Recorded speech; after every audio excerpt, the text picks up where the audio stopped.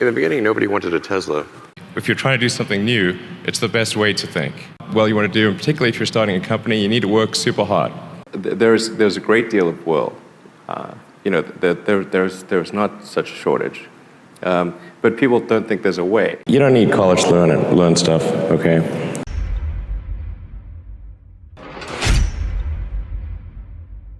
You need to work, depending upon how well you want to do, and particularly if you're starting a company, you need to work super hard. So what does super hard mean? Well, when my brother and I were starting our first company, instead of getting an apartment, we just rented a small office and we slept on the couch. And we showered at the YMCA, and we're so hot up we had just one computer. So the website was up during the day, and I was coding at night. 7 days a week, all the time. And I sort of briefly had a girlfriend in that period, and in order to be with me, she had to sleep in the office. So work hard, like, every waking hour. That's the thing I would say, particularly if you're starting a company. And I mean, if you do simple math, say like, okay, if somebody else is working 50 hours and you're working 100, you'll get twice as much done in the course of a year as the other company. First of all, you don't need college to learn stuff, okay? Everything is available basically for free. You can learn anything you want for free. It is not a question of learning. There is a value that colleges have, which is like, seeing whether can somebody work hard at something, including a bunch of sort of annoying homework assignments, and still do their homework assignments and kind of soldier through and get it done. That's like the main value of college. And then also, if you probably want to hang around with a bunch of people your own age for a while instead of going right into the workforce. So I think colleges are basically for fun and to prove you can do your chores, but they're not for learning.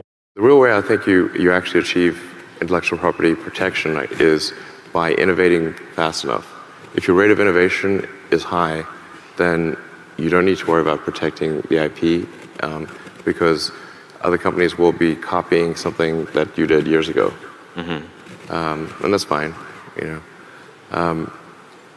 Just make sure your rate of innovation is fast. Speed of innovation is what matters. And I do say this to my teams quite a lot, that innovation per unit time, as I go innovation per year, if you want to say it, is what matters, not innovation absent time. Because if you wanted to make, say, 100% improvement in something, and that took 100 years or 1 year, that's radically different. So it's like, what is your rate of innovation? That matters. And is the rate of innovation, is that accelerating or decelerating? And a weird thing happens when companies get big is that most companies or organizations, the bigger they get, they tend to get less innovative. Not just less innovative on a per person basis, but less innovative in the absolute. And I think this is probably because the incentive structure is not there for innovation. It's not enough to use words to encourage innovation. The incentive structure must be aligned with that. That's fundamental. I came to the conclusion that my initial premise was wrong, that in fact there's a great deal of will. There's not such a shortage. But people don't think there's a way. And that if people thought there was a way, or at least something that wouldn't break the federal budget, then people would support it. Which in retrospect I think is actually kind of obvious, because the United States is a distillation of the human spirit of exploration.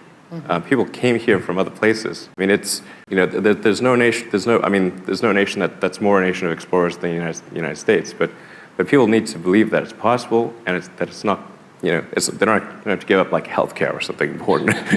Right. It's got to be, that's important. So I thought, okay, well, then it's not a question of will, it's a question of showing that there's a way. That it's good to think in terms of the physics approach of first principles, which is, rather than reasoning by analogy, you boil things down to the most fundamental truths you can imagine, and you reason up from there. And this is a good way to figure out if something really makes sense, or if it's just what everybody else is doing. It's hard to think that way. You can't think that way about everything. It takes a lot of effort. But if you're trying to do something new, it's the best way to think. In the beginning, nobody wanted a Tesla. I can tell you that. When we made the original sort of roadster sports car, people were like, well, why would I want an electric car? My gasoline car works fine. I'm like, no, electric car is better. I should try it. And it was hard to get people to do a test drive.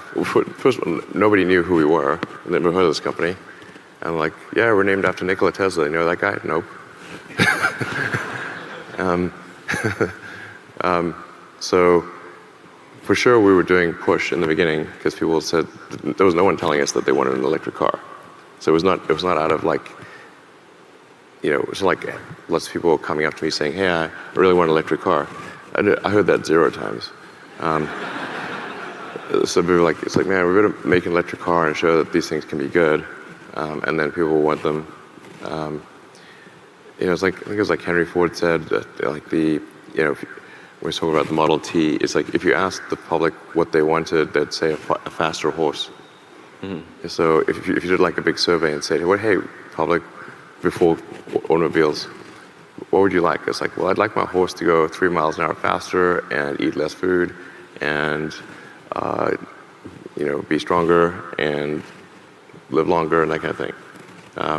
There'll be basically a bunch of incremental improvements on horse. Because people, when you say like, well, what about an automobile, like car that drives itself? Like, what are you talking about? That sounds crazy. But when you actually make an automobile and give it to people and say, okay, now this is a horse where you can keep it in the barn, and if you leave for a month, it's still alive.